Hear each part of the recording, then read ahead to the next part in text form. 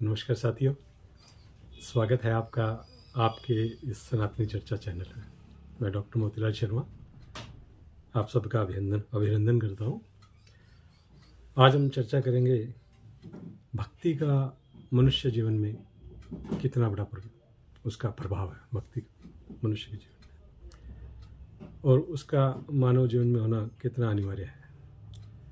देखिए, भक्ति जब पानी में प्रवेश करती है, भक्ति जब पानी में प्रवेश करती है तो पानी चरणामृत बन जाता है, और भक्ति जब भोजन में प्रवेश करती है तो भोजन प्रसाद बन जाता है, और भक्ति जब भूख में प्रवेश करती है तो भूख व्रत बन जाती है, और भक्ति जब घर में प्रवेश करती है तो घर मंदिर बन जाता है, और भक्ति जब संगीत में प्रवेश करती है तो संगीत कीर्तन बन जाता है, और भक्ति जब कार्य में प्रवेश करती है तो कार्य कर्म बन जाता है, और भक्ति जब क्रिया में प्रवेश करती है तो क्रिया सेवा बन जाती है, और भक्ति जब सफ़र में प्रवेश करती है तो सफ़र तीर्थ बन जाता है, और भक्ति जब मानव में प्रवेश करती है तो मानव व्यक्ति बन जाता है।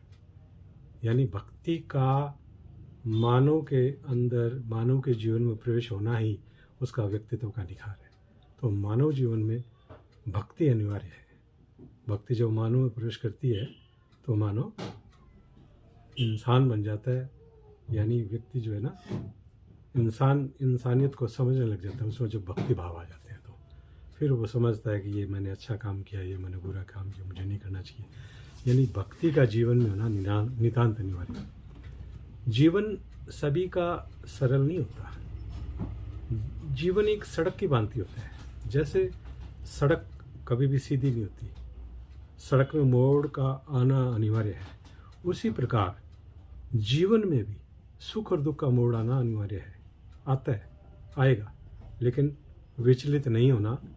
कभी सुख है तो कभी दुख है, कभी गम है, कभी खुशी है, ये आते जाते रहेंगे हमारे कर्मों के अनुरूप। लेकिन हमें उस वक्त धैर्य नहीं खोना, विश्वास नहीं खोना, ईश्वर पे विश्वास रखना नितांत अनिवार्य है, और आस्था बनाए रखना जरूरी है, और संयम धारण करना बहुत जरूरी है। तो मैं ईश्वर से कामना करूंगा कि आप सबके जीवन में वो एक सुखद मोड़ जरूर आए, और शीघ्र आए, जिसकी आपको प्रतीक्षा है।